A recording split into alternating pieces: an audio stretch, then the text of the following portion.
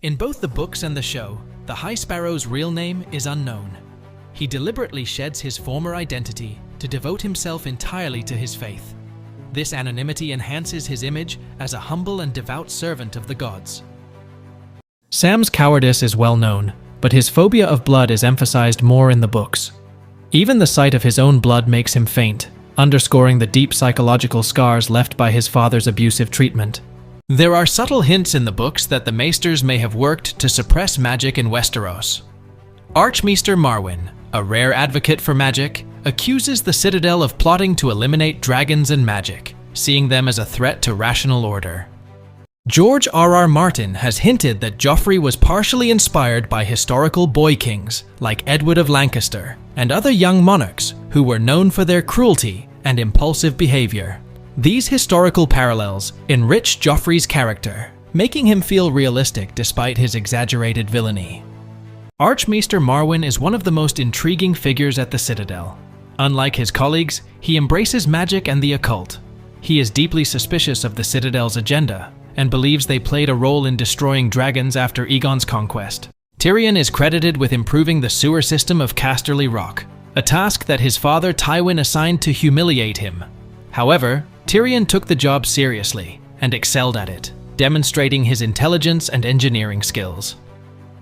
There's a long-standing rumor in the books that King Aerys II Targaryen was infatuated with Joanna Lannister. During the bedding ceremony at Tywin and Joanna's wedding, Aerys allegedly made inappropriate comments about her. George R.R. Martin has admitted in interviews that Tyrion is one of his favorite characters to write because of his complexity, wit, and moral ambiguity. This is reflected in the depth of Tyrion's chapters, which are often among the most engaging in the series. Daenerys' full title is Daenerys Stormborn of House Targaryen, but in High Valyrian, her name is Daenerys Jelmasmo, reflecting the rich cultural and linguistic depth George R.R. Martin created for her Targaryen heritage. While Lyanna Mormont does not physically appear in the books, her brief mention has inspired fans to connect her spirit to the Mormont family's warrior tradition. The show expands on her character, transforming her into a fan-favorite symbol of northern resilience and pride. Renly creates the Rainbow Guard, his personal Kingsguard, which is unique to the books. Each member of the Rainbow Guard wears a cloak of a specific color, representing the different hues of a rainbow. This is a stark contrast to the traditional white-cloaked Kingsguard. It highlights Renly's flair for theatrics and his desire to distinguish his reign as unique and vibrant. Theon's interactions with women are more layered in the books. He objectifies women and uses them to mask his insecurities, but his behavior often reflects his deep-seated need for validation and control. In the books, Shireen Baratheon is alive and remains with Stannis' camp during his march against the Boltons. The infamous scene in the show where Stannis sacrifices her to R'hllor has not occurred in the books, leaving her fate uncertain. This divergence adds a layer of complexity to Stannis' character and his ultimate decisions. Stannis didn't initially support his brother Robert's rebellion against King Aerys II. As a man bound by duty, Stannis viewed Robert's defiance as treason and believed they should remain loyal to the crown. However, he was forced to join when Robert declared war, highlighting the tension between his sense of honor and loyalty to family. Euron Greyjoy, a much darker character in the books, claims to have sailed to Valyria and brought back a horn called Dragonbinder. This horn supposedly controls dragons. Euron's magical, psychotic, and ambitious nature is far more pronounced in the books, and he uses blood rituals and sorcery to further his goal. Valyrian steel weapons are not just rare but also magical. They are lighter, sharper, and stronger than regular steel, and they seem to have an inherent connection to fire and ice magic. The process to forge them has been lost, adding to their mystique. In A Clash of Kings, Jaqen is described as having a distinctive appearance with a red and white streaked hair and a hooked nose. This look is quite different from the more polished appearance he has in the TV series. His unsettling and unique look in the books serves to emphasize his mysterious nature. The Ghost of Highheart is an enigmatic, prophetic figure who appears in the books. She's a tiny, ancient woman who foretells key events, such as the Red Wedding. Some speculate she is one of the last children of the forest, or has been deeply affected by their magic. The Night Fort, the oldest and most sinister castle of the Night's Watch, is filled with eerie legends. It's said to have a black gate made of weirwood that only allows the Night's Watch to pass. Tales of monstrous beings and cursed events make it one of the creepiest locations in Westeros. Sansa is noted for her beautiful singing voice in the books. This talent often underscores her ladylike qualities and makes her stand out at court. However, her singing is also symbolic of her vulnerability, as it becomes a tool others use to manipulate her, such as when she's asked to sing at King Joffrey's court. In the books, the Iron Throne is described as an enormous, grotesque, and dangerous seat made of hundreds of melted swords. It's so uneven and sharp that it has wounded or even killed those who sat upon it, symbolizing the cost and danger of power. This contrasts with the sleeker version shown in the series. In the books, one of the wildest dragons during the Targaryen reign was the Cannibal. This dragon lived on Dragonstone and was known to feed on other dragons and their eggs. The Cannibal was never tamed and became a terrifying part of Targaryen lore. Melisandre doesn't need sleep like ordinary humans. In her POV chapter in A Dance with Dragons, she reveals that she hasn't slept in years. Instead, she spends her nights in prayer and looking into the flames for guidance. This suggests her body has been significantly altered by her magic and devotion to her lore. After Joanna's death, Tywin never remarried, despite being in a position where he could easily secure another politically advantageous union. His refusal to take another wife hints at how deeply he loved Joanna. This decision was rare for someone in his position and showed a side of Tywin that contradicted his pragmatic, cold nature. In one of the most haunting moments in the books, Nymeria finds Catelyn Stark's body after the Red Wedding and drags her out of the river. This leads to Catelyn's resurrection as Lady Stoneheart, a vengeful leader of the Brotherhood without banners. One of Varys' most chilling moments in the books occurs in A Dance with Dragons, when he murders Kevan Lannister. Varys justifies the killing by claiming that Kevan was stabilizing the realm too effectively, which would hinder the plans for Aegon Targaryen's ascension. This act reveals the ruthlessness of Varys' methods and his willingness to sacrifice anyone for his cause. In the books, Robb does not marry Talisa. Instead, he marries Jane Westerling, a member of a minor Westerosi house.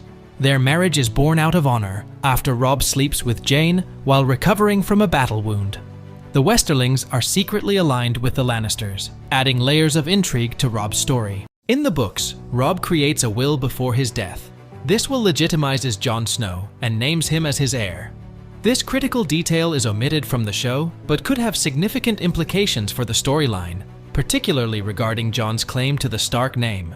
In the books, Margaery is explicitly described as young and extraordinarily beautiful, with thick, long brown hair and soft brown eyes. She is around 16 or 17 when she is introduced in A Clash of Kings, making her much younger than her counterpart in the TV show. Her youth highlights her innocence, but her political savvy suggests she is far from naive. Qyburn isn't just interested in science. He has a keen interest in the occult and supernatural.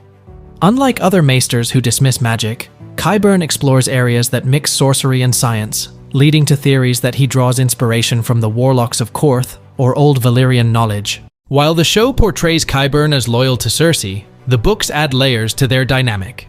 Qyburn carefully manipulates Cersei's fears and desires, earning her trust by telling her what she wants to hear. He subtly enables her worst instincts, consolidating his power within the Red Keep. While Bronn is a fan-favorite character in both the books and the show, very little is revealed about his past. In the books, there's no detailed backstory about where he comes from, his family, or how he became such a skilled fighter. This lack of background adds to his enigmatic persona, leaving readers wondering how he developed his ruthless pragmatism. In the books, Lyanna's physical resemblance to Arya is frequently mentioned. This resemblance reinforces Arya's own wolf-like nature and her preference for freedom over the constraints of noble womanhood, hinting at a spiritual connection between aunt and niece. Rhaegar Targaryen was not just a skilled warrior but also a gifted harpist. His melancholic songs were so moving that they could bring listeners to tears. This duality of being a warrior poet made him an enigmatic figure to those who knew him. Arya Stark's connection to her direwolf Nymeria is far more significant in the books. She frequently dreams of living through Nymeria's eyes, hinting at her latent warging abilities. This mystical bond adds a layer of depth to Arya's character. Tyrion Lannister was among Martin's favorite characters to write, which is why he receives some of the best dialogue in the series. Tyrion's wit and complex personality often mirror Martin's fondness for creating multi-layered, morally ambiguous figures. In the books, Tyrion was briefly married to a woman named Alysanne, a Lannister cousin. While it's a small part of his backstory, it reveals Tyrion's ability to play political games and marry within his family to secure his position. The marriage was quickly annulled due to the fact that Alysanne couldn't bear children. There is some speculation among fans that Littlefinger might have a hidden connection to the Faceless Men or another covert group. While this is not confirmed in the books, his remarkable ability to evade detection, plan assassinations, and maintain a low profile despite his ambitious moves suggests he may have some knowledge or association with such organizations. His potential dealings with Braavos and the Iron Bank could hint at more than just financial interests. While the show merged the Night's King and the leader of the White Walkers into one character, in the books, the Night's King is a legendary figure who was once a Lord Commander of the Night's Watch. He fell in love with a mysterious woman described as having skin as pale as the moon and eyes like blue stars, and they ruled together with dark powers. Varys, the enigmatic spy master, has a backstory that involves his experience with dark magic. As a young boy, he was mutilated in a ritual by a sorcerer who burned his private parts in a dark ritual, allowing him to hear voices in the flames. His hatred for magic and distrust of powerful figures who abuse it likely stem from this traumatic experience. Cersei ultimately craves power more than love, which becomes evident in her interactions with Jaime. As she grows obsessed with ruling, her willingness to sacrifice their relationship for her ambitions becomes clear. This difference in priorities ultimately drives Jaime away, as he realizes Cersei's lust for power surpasses any affection she may have had for him. Tywin's late wife, Joanna Lannister, was one of the few people he genuinely loved, which shaped much of his character. Her death deeply affected him and played a significant role in his cold demeanor toward Tyrion, whom he unfairly blamed for her death during childbirth. George R.R. Martin's original outline for A Song of Ice and Fire had some significant differences for Jon Snow. Initially, Jon was going to have a love triangle involving Arya Stark, who wasn't originally meant to be his sister, and Tyrion Lannister. This plot was scrapped, and Jon's character evolved into a more heroic and solitary figure. Cersei and Jaime were inseparable from a young age. In A Feast for Crows, Cersei remembers that, as children, they would even trade places, wearing each other's clothes and pretending to be one another because they looked so alike. This laid the foundation for their deep, almost mirrored connection later on. Wildling women are known for their cleverness. Characters like Ygritte showcase sharp wit and a keen ability to read people. This intelligence is highly valued, as it can mean the difference between life and death in the harsh northern lands. One of the most notable wildling traditions is marriage by capture. When a wildling man wants to take a woman as his wife, he must steal her away to prove his worthiness.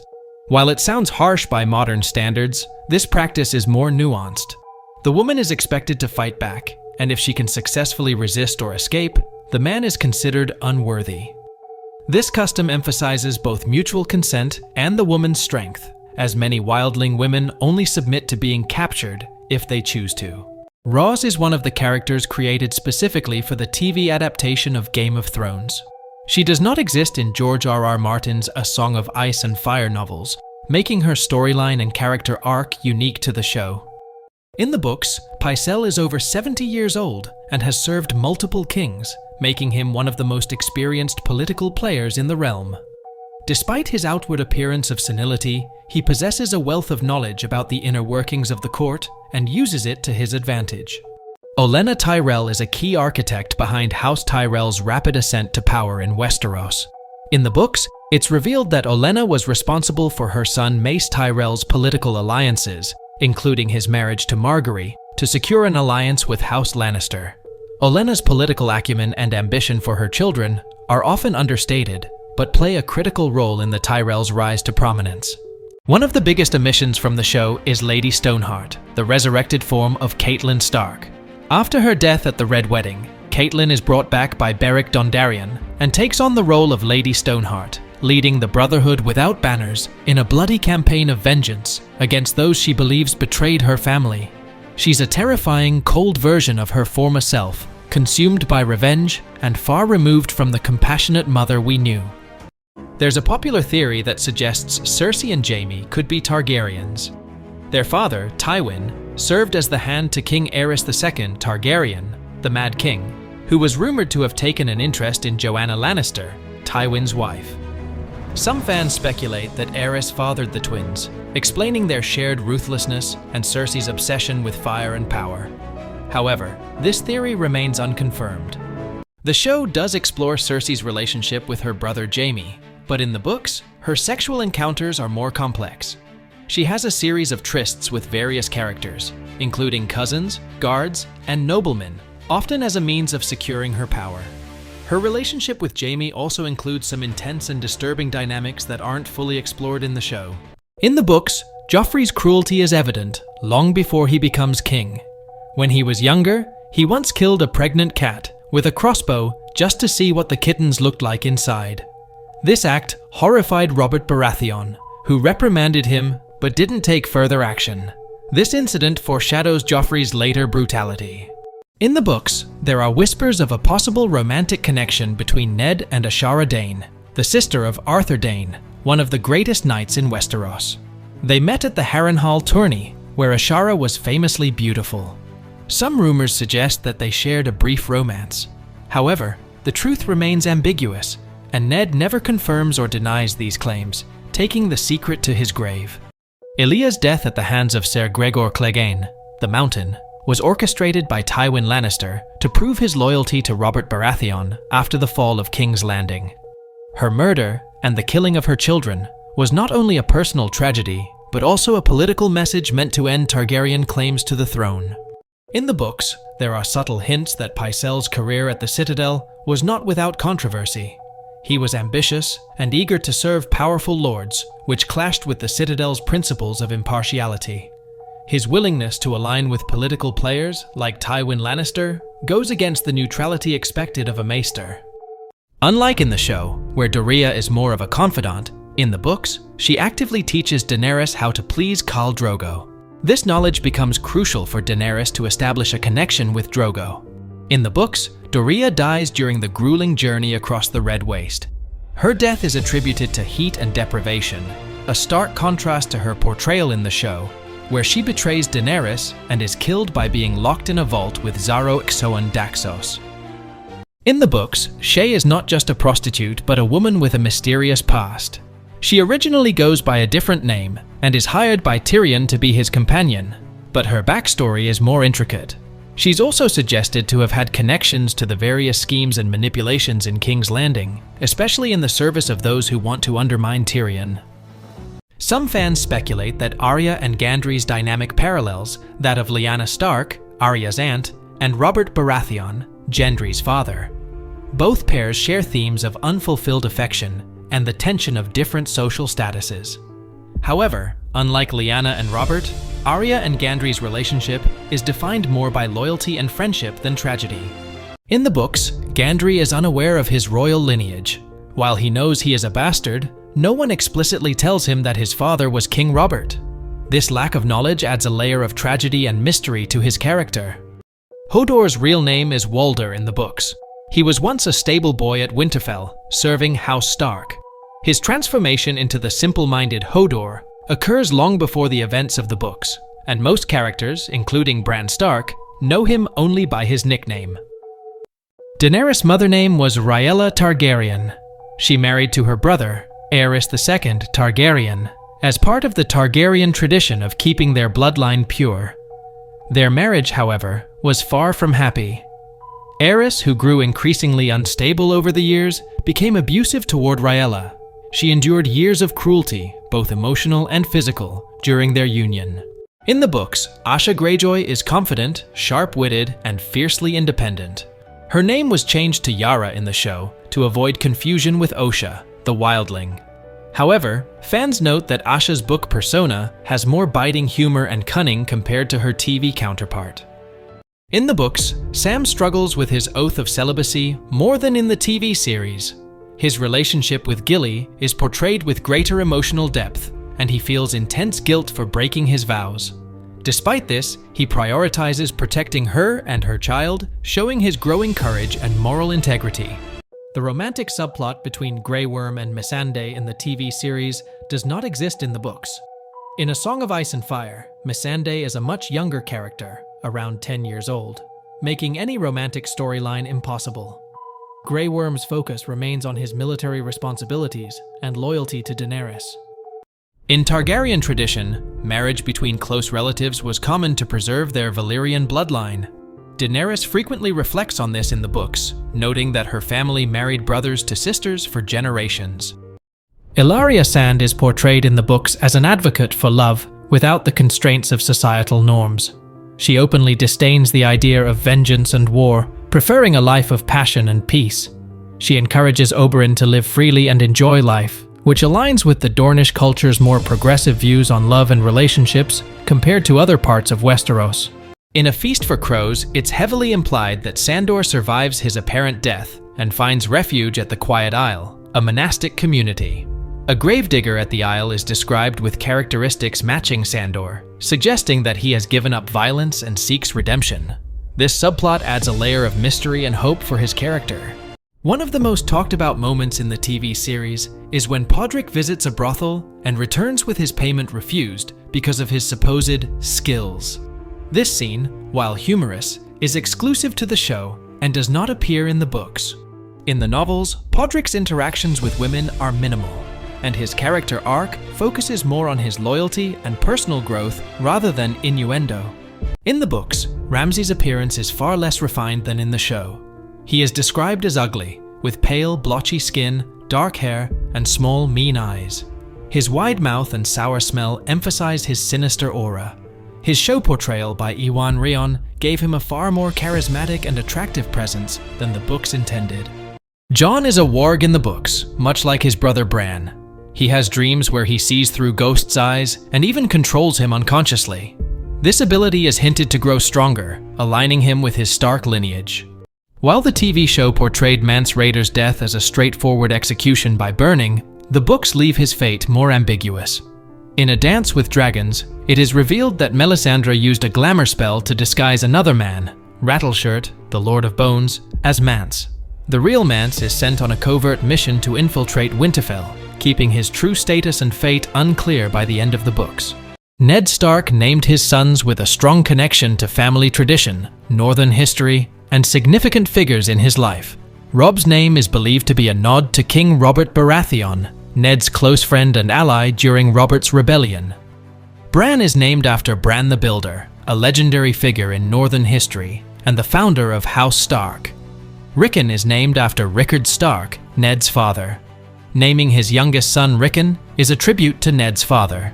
Ned named him Jon, likely after Jon Arryn, the man who served as Ned's mentor and foster father during his youth. Bran the Builder is said to have played a pivotal role in the construction of the Wall, the massive barrier of ice that protects the realms of men from the dangers beyond.